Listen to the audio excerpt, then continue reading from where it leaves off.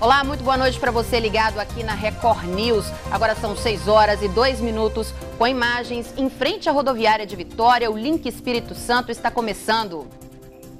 O Banestes teve no primeiro semestre de 2017 lucro de mais de 84 milhões de reais. Mesmo diante de um cenário desafiador, o banco tem se mantido firme entre as instituições mais sólidas do país. No estúdio, eu converso com o presidente do Banestes, Michel Sarquis. Mas antes, veja os outros destaques do programa de hoje.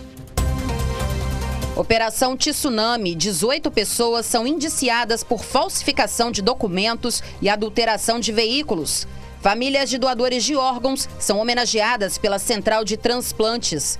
Em Aracruz, sinais de trânsito estão desligados há mais de 30 dias. Agora, no Link Espírito Santo.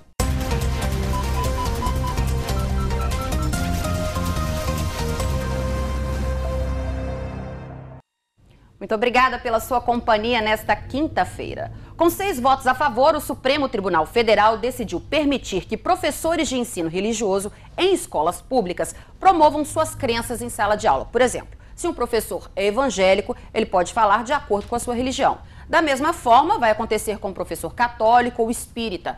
Esse é o tema da nossa enquete de hoje. Religião deve ser promovida em sala de aula? Sim ou não? Quem conta pra gente como é que você participa aqui do nosso link é Manuela Teixeira, repórter do portal R-Sim, minha companheira de todos os dias. Oi, Manu, ótima noite pra você. Ótima noite, Adriana. E você que nos assiste, boa noite também. Você pode votar na nossa enquete através do portal rsim.com.br/enquete, dá lá o seu voto. E também pode participar através das redes sociais usando a hashtag LinkES pelo Facebook, Twitter e Instagram.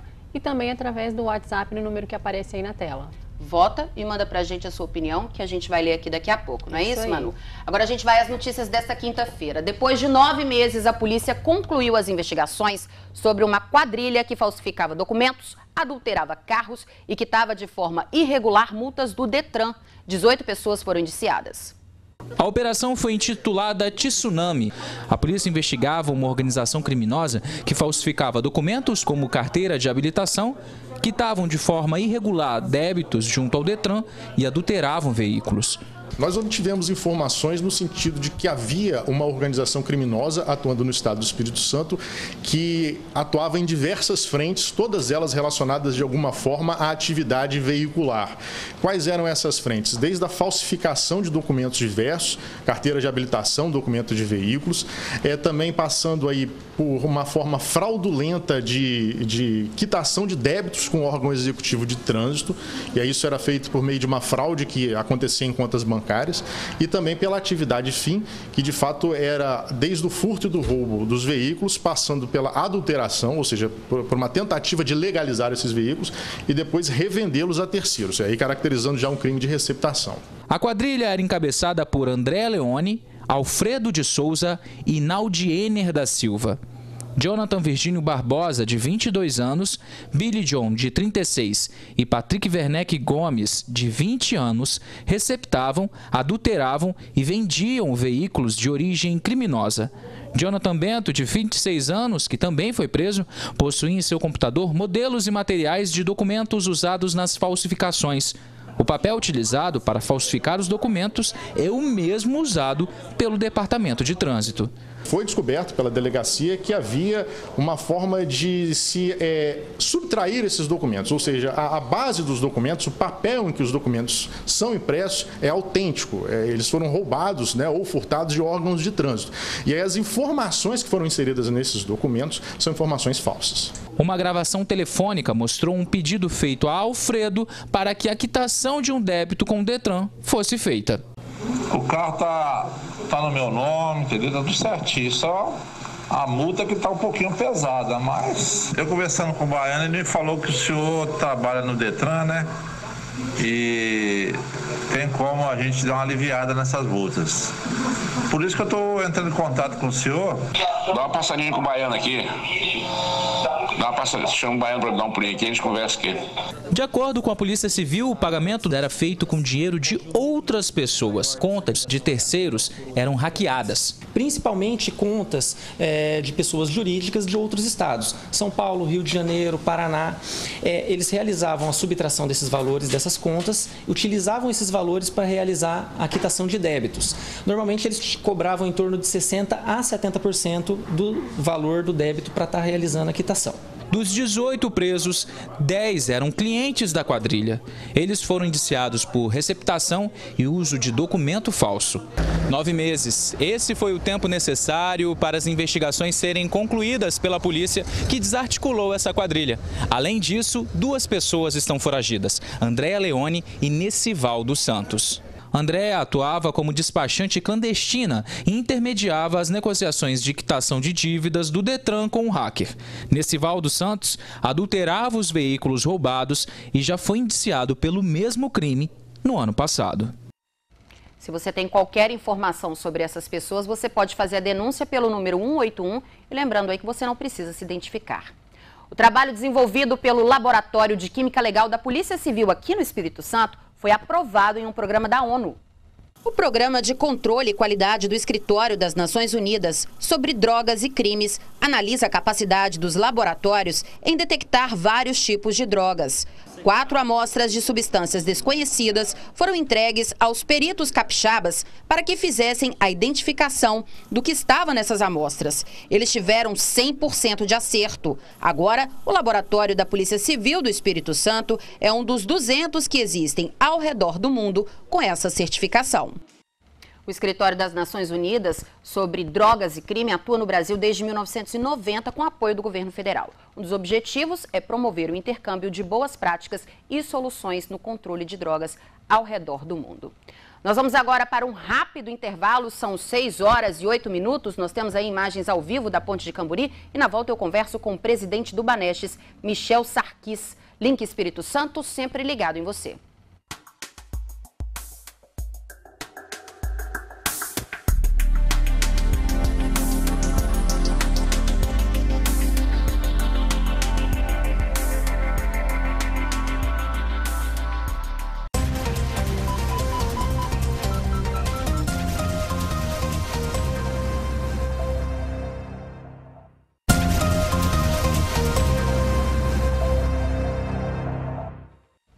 Estamos de volta com o link e agora a gente vai para a primeira parcial da nossa enquete. Hoje a gente debate a decisão do Supremo de liberar o ensino religioso nas escolas públicas de acordo com a crença do professor. E a gente pergunta se religião deve ser promovida em sala de aula.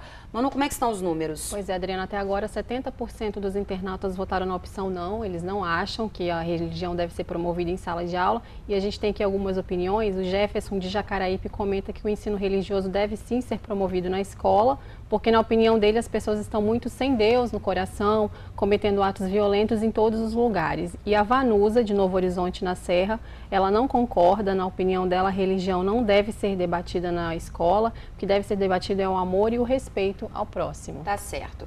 No próximo bloco a gente dá o resultado da enquete. Se você ainda não votou, aproveita para votar e manda também o seu comentário, que daqui a pouco a gente lê ele aqui, não é isso, Manu? Isso aí. O Banestes completa em outubro 80 anos e apesar da grave crise que o país enfrenta, o banco tem superado a retração e só no primeiro semestre deste ano o lucro ultrapassou os 84 milhões de reais. Eu converso agora com Michel Sarquis, presidente do Banestes. Michel, seja muito bem-vindo ao Link. Obrigado, boa noite a você e todos que nos assistem. Boa noite. Como é que num momento de crise como esse que a gente está vivendo, o banco consegue ter esse lucro? É pequeno em relação ao ano passado, mas de alguma forma é expressivo.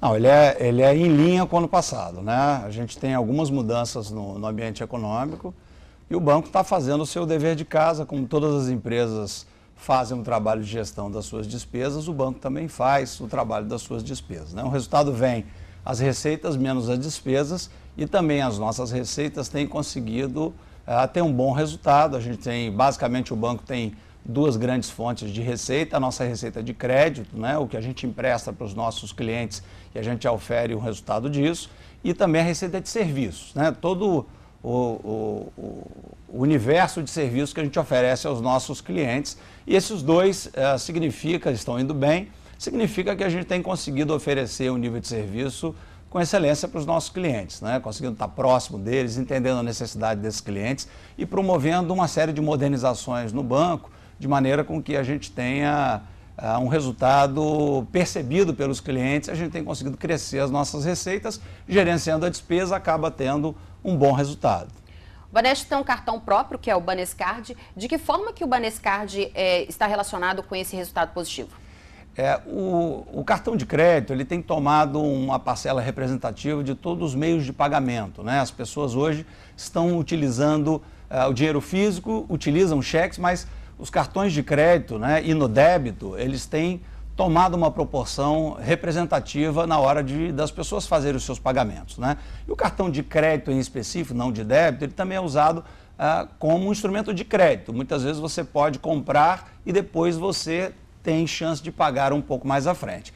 E o Banescard é a nossa principal bandeira, né? É um cartão com larga aceitação em todo o Brasil, larga aceitação no Espírito Santo, é um cartão muito presente na comunidade toda capixaba, mas a gente também tem os nossos cartões Banesp com a bandeira Visa, que a gente tem os cartões internacionais, os cartões Ouro, o cartão Platinum, que são os cartões nossos, que também são aceitos em todo o mundo e fazem parte do universo de cartões do banco. E isso a gente tem conseguido cada vez mais ter a presença dos nossos cartões com os nossos clientes. Isso tem feito o banco também ter uma penetração cada vez mais expressiva na nossa comunidade que usa os serviços financeiros. Michel, como é que é a relação hoje do Banesp com o pequeno, o micro e o médio empresário? Eles são o foco do banco? Olha, o banco, o Banesp é um banco de varejo, como a gente chama, né, que é um banco que ele não foca especificamente em operações de atacado muito grande. É um banco que oferece uma larga distribuição, então a gente é muito presente na pessoa física, mas a gente também é muito presente na pessoa jurídica, né? O banco hoje de maior rede no Espírito Santo, hoje é o banco de maior operação no Espírito Santo. E a gente atende, obviamente, uma camada de pessoas jurídicas, né, que são as empresas, de forma muito abrangente, né? Então a gente atua desde o pequeno empresário, microempresário, apoiando ele há muitos anos. O banco está fazendo 80 anos, hoje viveu todo o crescimento da economia no estado, desde o agronegócio até o comércio se desenvolver, a indústria, com a industrialização da nossa economia. Então a gente viveu todo esse caminho. O banco ele é muito presente no pequeno, micro e médio empresário, mas também atende às grandes contas do estado. Então a gente tem uma larga abrangência, a gente tem a maior operação também de pessoa jurídica, com uma estrutura de agências empresariais. As próprias agências nossas de varejo também atendem ao pequeno, micro e médio empresário.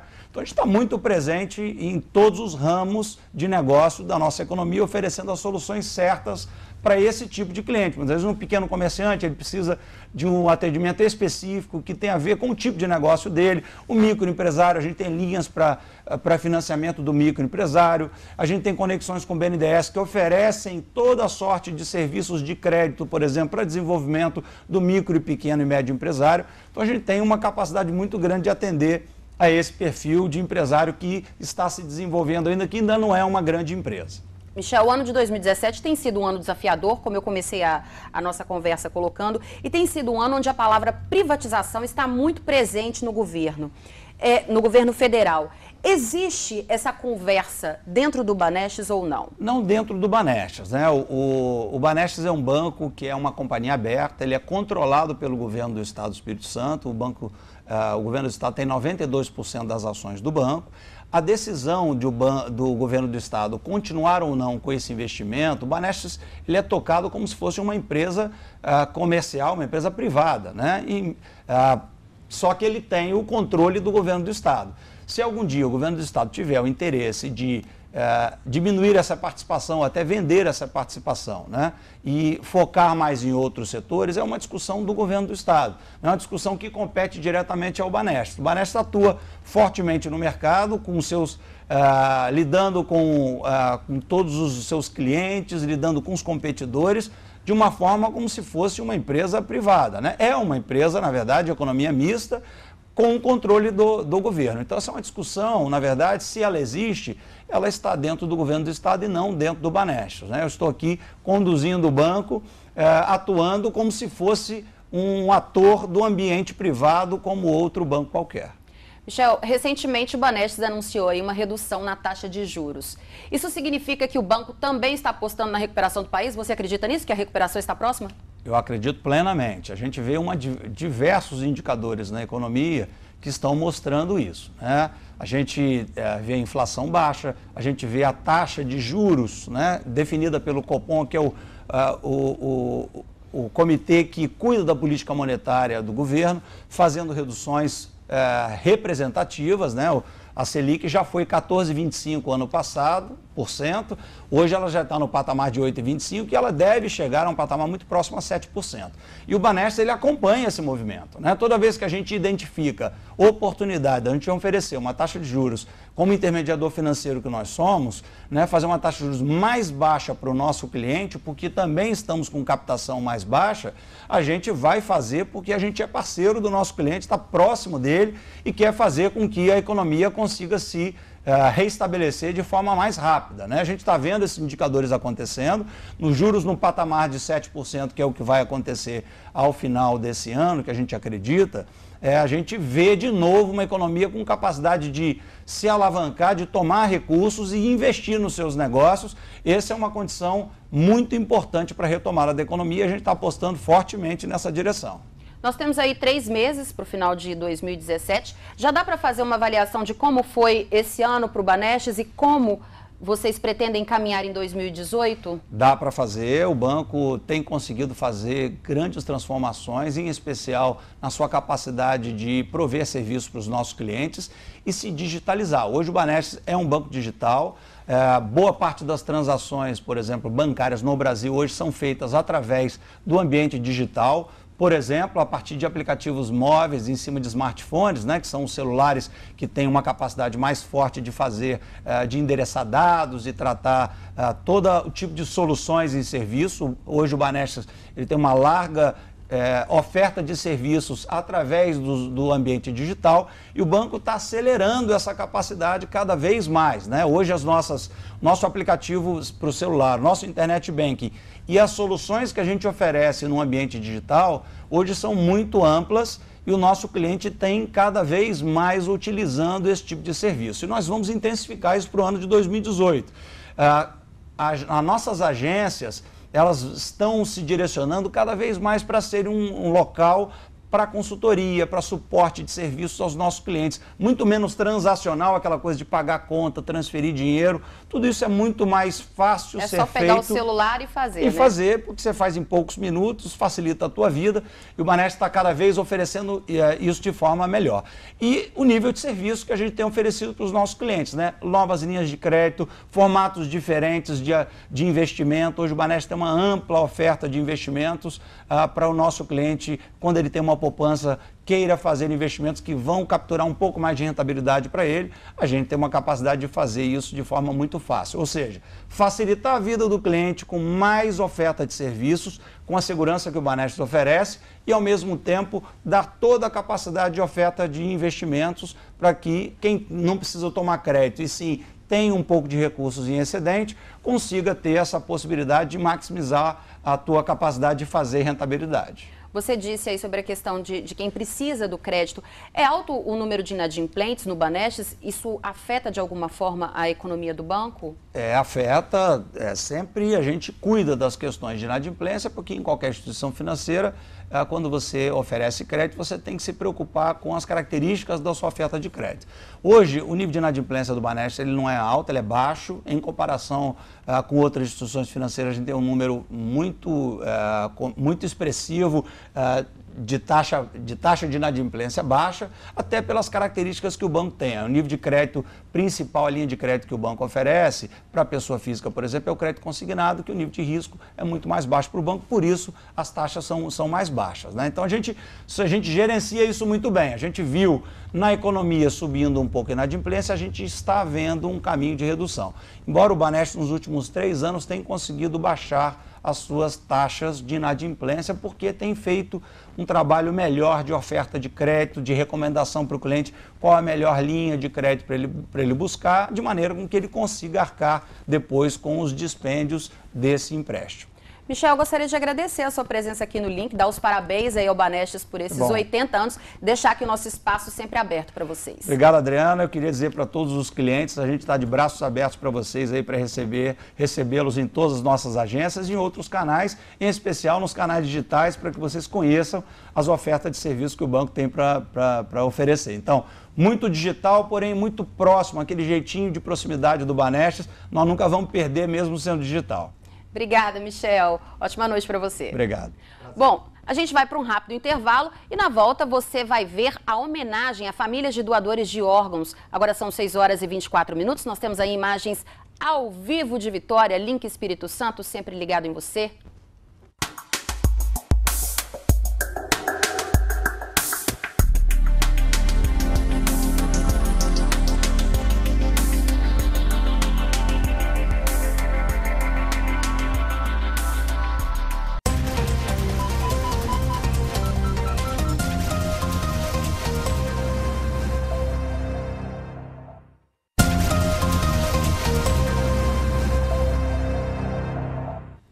Nós estamos de volta com o Link ao vivo para todo o estado e agora a gente dá o resultado da nossa enquete. Nós perguntamos se você concorda que professores possam promover uma determinada religião dentro da sala de aula. Vamos ver aqui, Comanu, como é que ficaram os números. Pois é, 75% dos internautas votaram na opção não. Eles não acham que a religião deve ser promovida em sala de aula. E o Rondinelli, de Cariacica, diz que a religião não deve ser ensinada nas escolas, porque, na opinião dele, em uma sala de aula estão alunos de várias famílias, religiões e culturas que muitas vezes não são representadas ali pelo professor ou pedagogo em sala de aula. E o Brás de Novo Horizonte na Serra acha que a religião deve ser sim ensinada desde que o professor não tente influenciar os alunos e gerar polêmica em sala de aula, Adriana.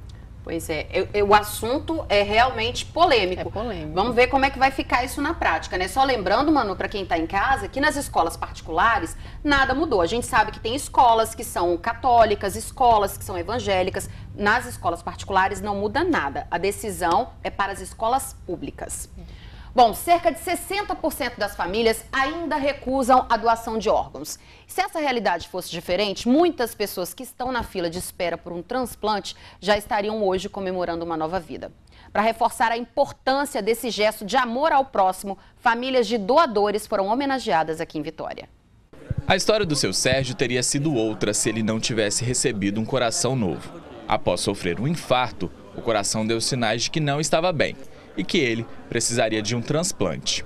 Quase um ano aguardando a doação. Como é que o senhor recebeu a notícia que a doação chegaria e que o senhor passaria pelo transplante? No momento era uma mistura de felicidade, medo, alegria. O transplante transformou a vida do seu Sérgio para sempre. A chance que eu tive, primeiramente de Deus e depois pelo gesto de amor da família doadora, isso aí é uma coisa que a gente não tem muito como explicar. Eu sei que hoje eu tenho uma nova vida, eu tive a chance de uma nova vida. Nesta cerimônia realizada no Hospital da Polícia Militar, famílias doadoras receberam uma homenagem. Estiveram presentes pacientes transplantados e profissionais da saúde. O Marcelo teve a sorte de encontrar em casa uma doadora compatível. Ele recebeu um rim da esposa. A gente na época com 2 filhos, né, pequenos, aí foi um risco assim meio que a gente não calculou também, que poderia dar um problema para os dois, né, tanto para mim quanto para ela, mas graças a Deus deu tudo certo. Ela doou para mim, não teve rejeição. Hoje eu toquei já 11 anos já com rins dela e 100% normal. Até hoje nunca deu um problema.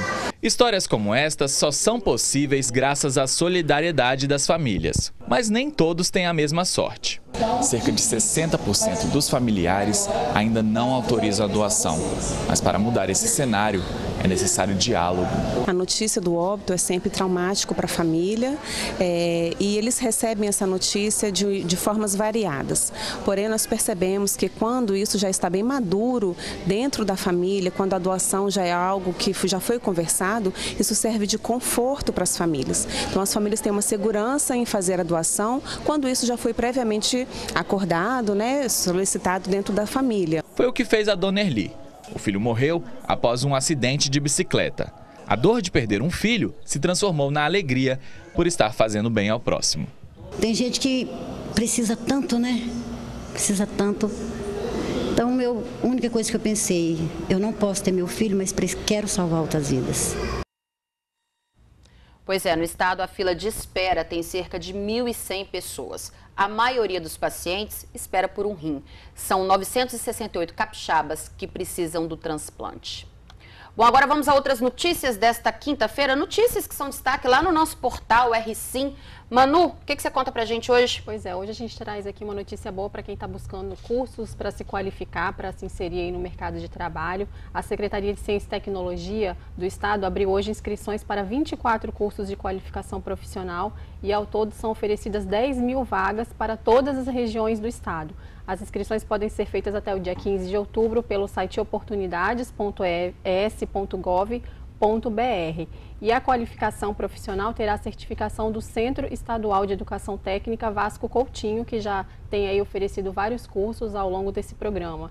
E entre os cursos oferecidos, Adriana, estão técnicas de vendas, gestão financeira de pequenas e médias empresas, inglês e montagem e manutenção de computadores. Lá no portal R-Sim tem todos os detalhes e a relação completa aí dos cursos que são oferecidos, desses 24 cursos. Manu, a Vale também está com inscrições abertas para estágio, são 100 vagas, as informações também estão lá no nosso portal, não é isso? É isso aí. E outra notícia também, a população de Soretama vai passar a contar com 2 barragens, um reforço aí para os períodos de estiagem, 2 barragens na área rural do município, que estão aí com 90% das obras concluídas. E hoje o secretário de Agricultura do Estado, Octaciano Neto, visitou as obras junto com o prefeito da cidade, Alessandro Broedel, e o deputado estadual Gildevan Fernandes. Então, notícia boa, esses períodos de seca, de estiagem, a população aí vai ter um reforço e essas barragens aí vão ter capacidade para armazenar mais de 2 milhões de litros d'água. A notícia completa também está lá no portal R-Sim. Tá certo. Quer ficar bem informado? É só acessar o nosso portal que lá tem todas as notícias do Brasil,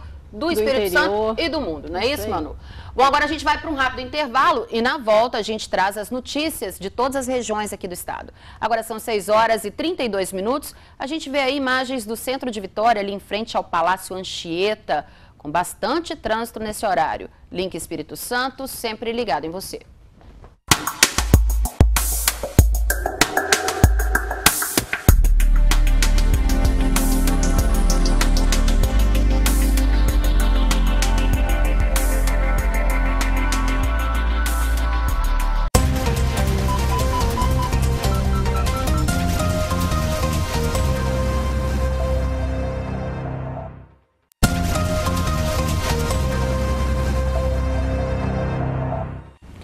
De volta com o nosso link, agora a gente faz um giro pelo estado com outras notícias desta quinta-feira.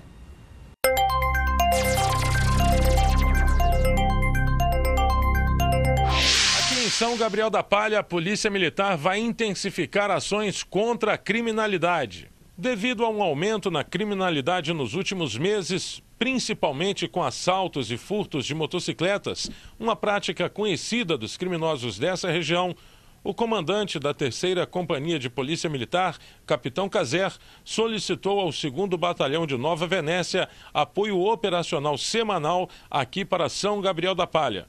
A ideia nossa realmente é, através desse planejamento que já começou a ser realizado no 2º Batalhão, nós podemos voltar a ter os índices satisfatórios, que como ocorreu no ano de 2016, com baixos índices de homicídio, de furto, de roubo, trazendo a tranquilidade e a paz que a população tanto almeja. Com o reforço de contingente e viaturas, a polícia irá intensificar o combate à criminalidade com operações pontuais. A ideia nossa é saturar a cidade, tanto São Gabriel da Palha quanto Vila Valério, realizar diversas operações de abordagem a pessoas, a veículos, a bares. O intuito é realmente diminuir esses crimes, né, que teve um aumento considerável de furto, de roubo, causado principalmente pela liberdade de alguns criminosos conhecidos e notórios aqui da cidade, que foram presos aí em decorrência dessas mesmas operações realizadas há cerca de 2 anos atrás.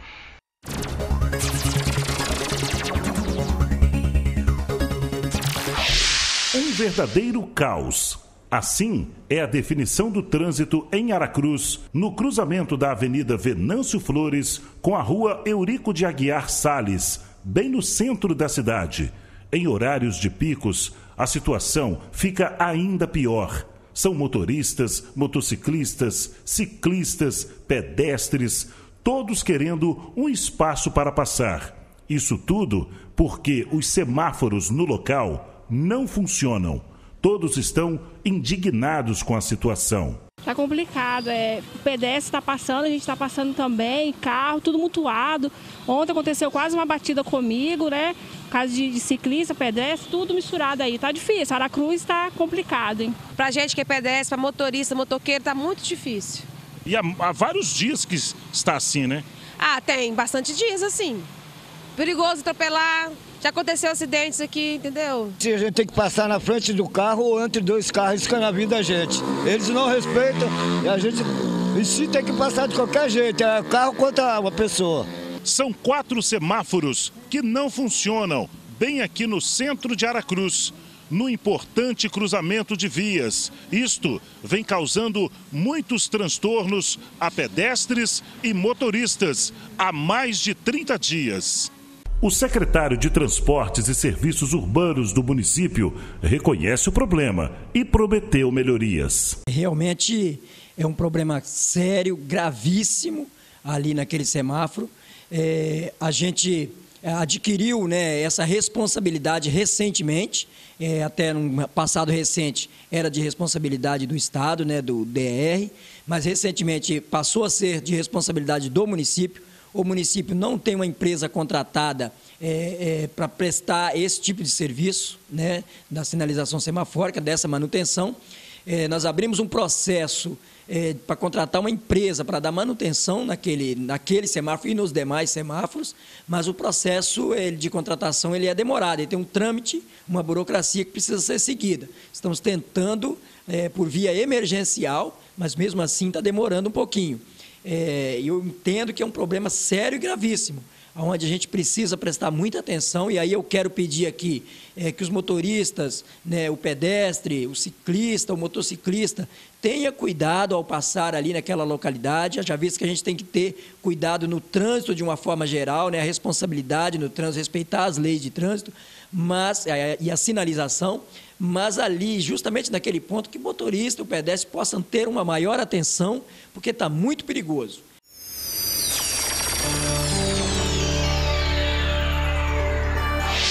Apresentações teatrais, musicais, exposições, oficinas, palestras e outras atividades.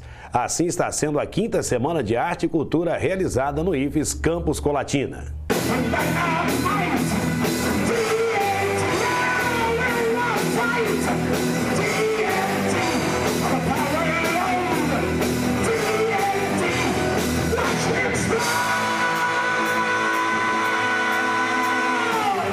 Ao som de muito rock and roll, a Semana de Arte e Cultura do IFES Campus Colatina mostra que vai ser animada.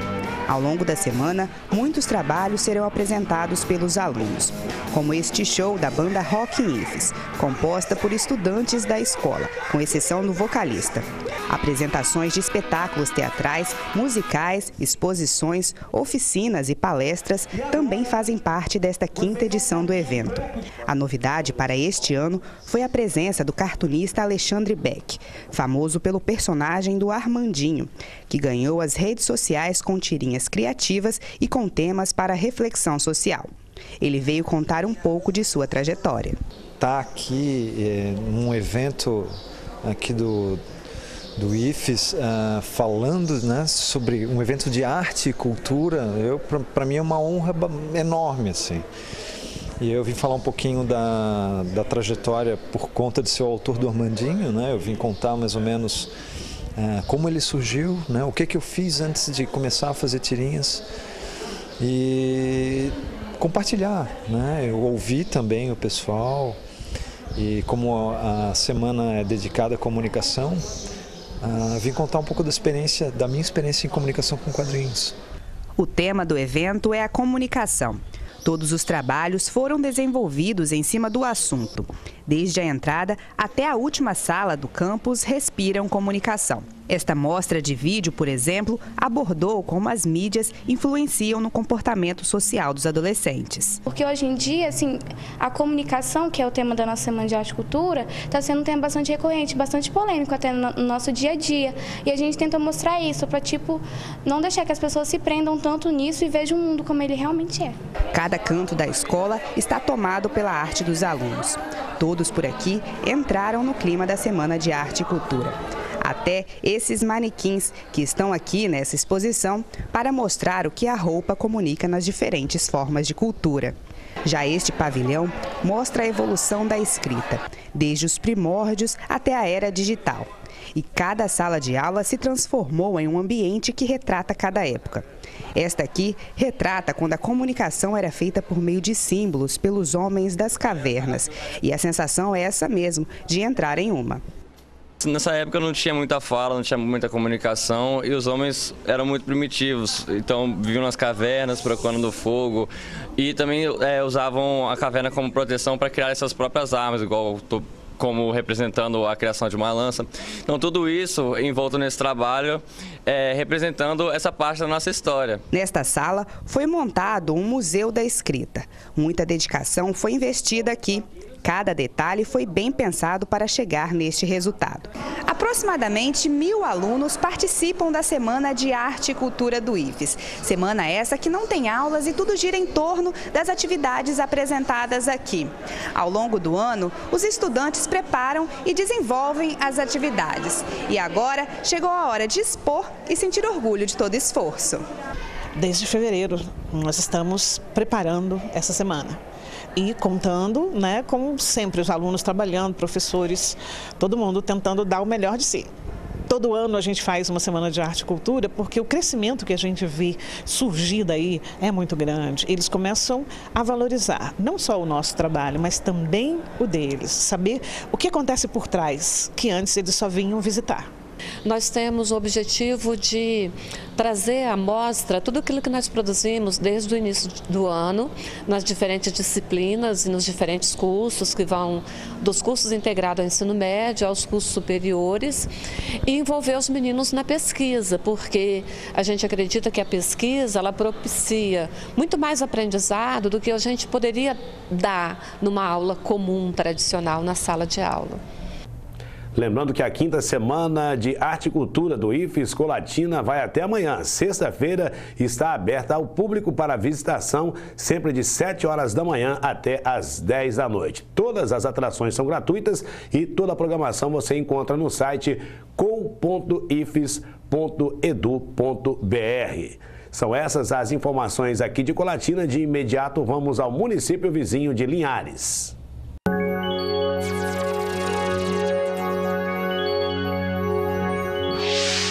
De 46 anos, foi preso pela Polícia Civil de Soretama por abusar sexualmente do próprio filho de 20 anos de idade que é deficiente mental. Segundo as investigações, ele aproveitava a ausência da esposa e das filhas para praticar os crimes. Para não ser descoberto, o trabalhador rural ameaçava o filho. O rapaz relatou que sempre que o pai ia trabalhar em propriedades rurais aqui da região, era obrigado a acompanhá-lo e acabava sofrendo as agressões sexuais. A polícia só conseguiu descobrir tudo graças a denúncias anônimas através do 181 da Polícia Civil. Também estão na cadeia 2 homens suspeitos de estupros em Linhares. Um deles é acusado de violentar sexualmente 3 pessoas. O outro é suspeito de abusar de uma criança de apenas 2 anos de idade.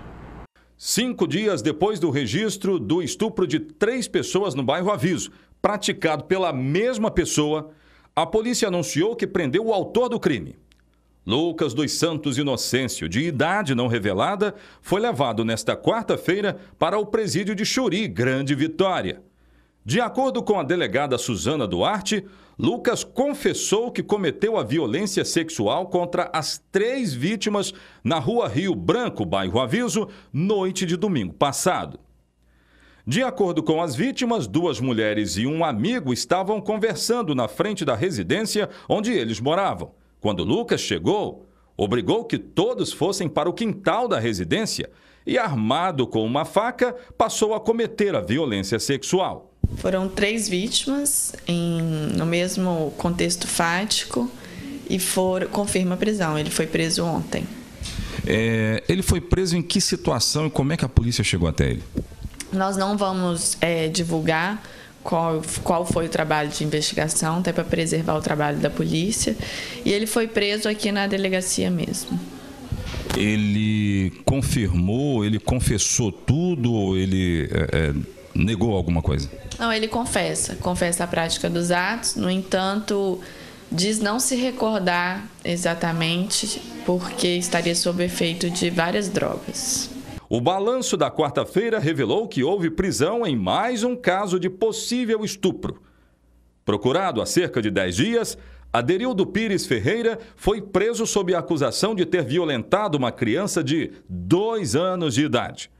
De acordo com a delegada, Aderildo negou que tivesse violentado a criança, que foi encontrada com ele sangrando.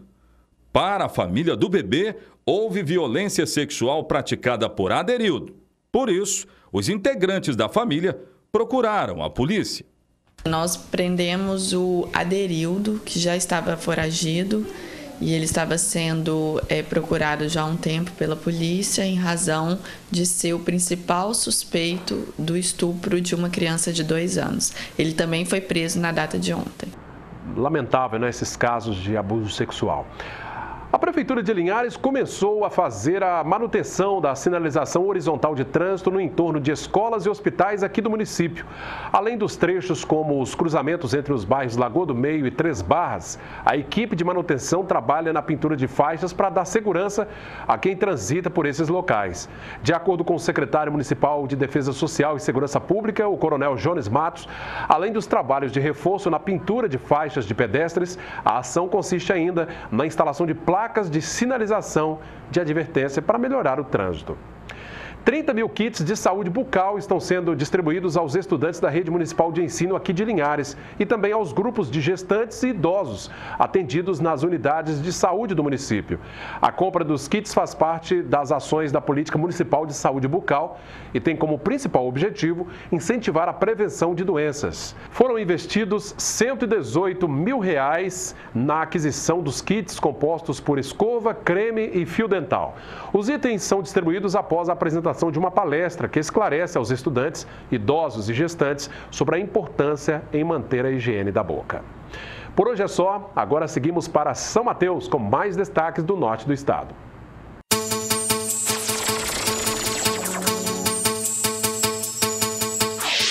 Olá, amigos de casa, boa noite a você do Link. O plenário do Tribunal Regional Eleitoral do Espírito Santo começou ontem a julgar o processo que envolve o mandato do prefeito de São Mateus, Daniel Daçaí. O julgamento foi suspenso depois do pedido de vista feita pelo juiz Rodrigo Júdice, que seria o último a votar.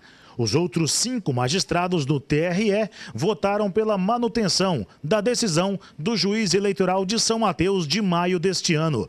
Daniel Santana, o Daniel Daçaí, do PSDB, e o seu vice, doutor José Carlos do Vale, do PMDB, podem ter os mandatos cassados e também podem ficar 8 anos inelegíveis.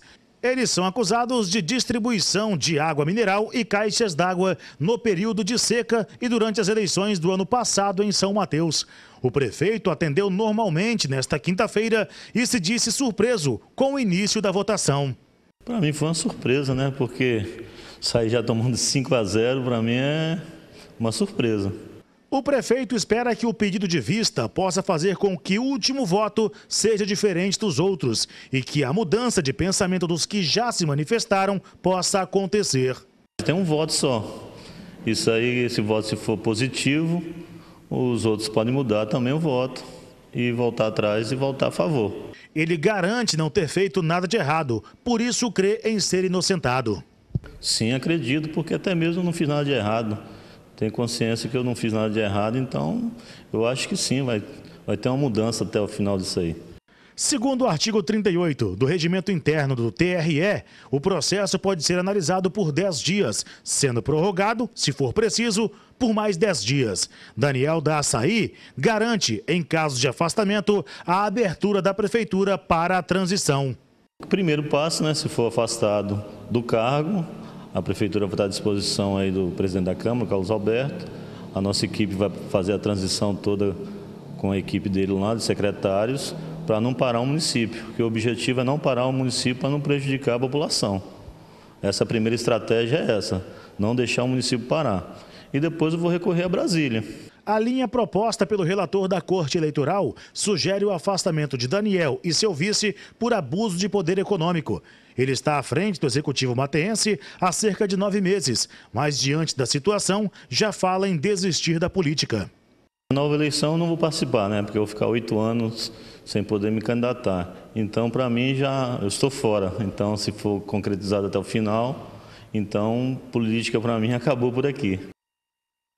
5 juízes votaram pela cassação do prefeito até o pedido de vista. 6 juízes votam. Em caso de afastamento de Daniel da Açaí, quem assume a prefeitura de São Mateus é o presidente da Câmara, vereador Carlos Alberto do PSB, que fica no cargo até o resultado das novas eleições, em data a ser marcada pelo TRE. Agora vamos com notícias do sul do Espírito Santo, Cachoeiro de Itapemirim.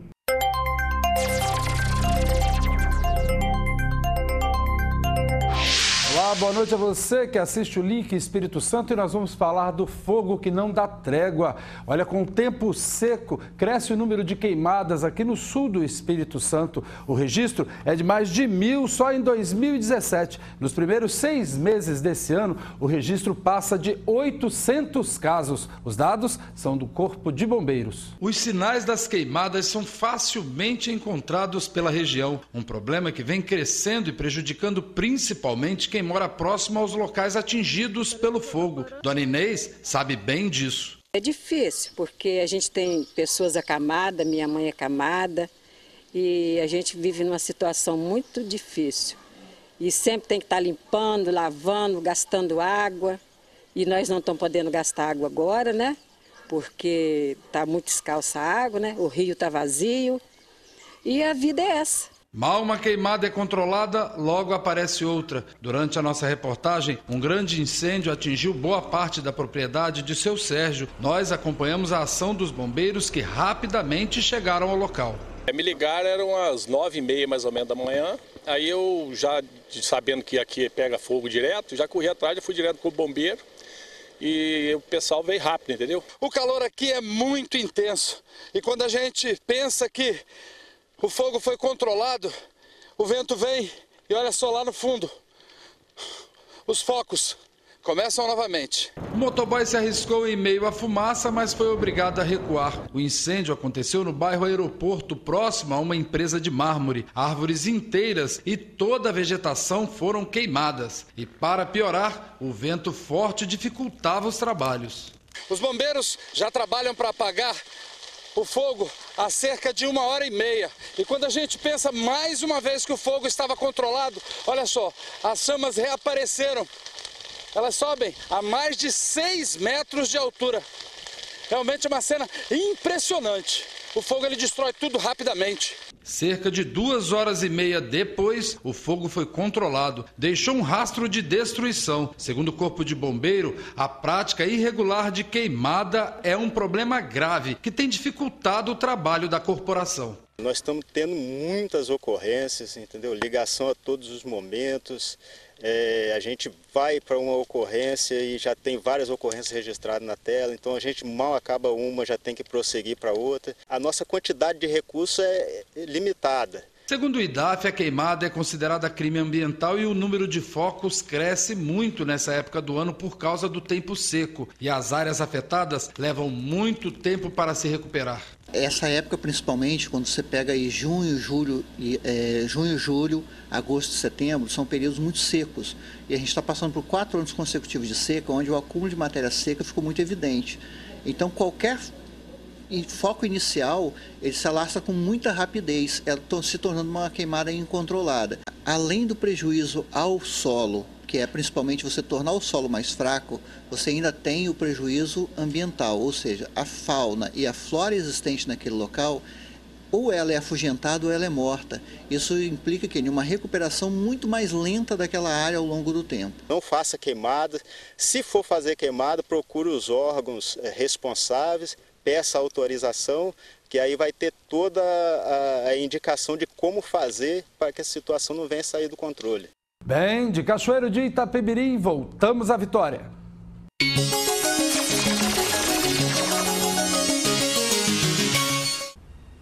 E o Link Espírito Santo de hoje fica por aqui. A gente volta a se encontrar amanhã. Uma ótima noite.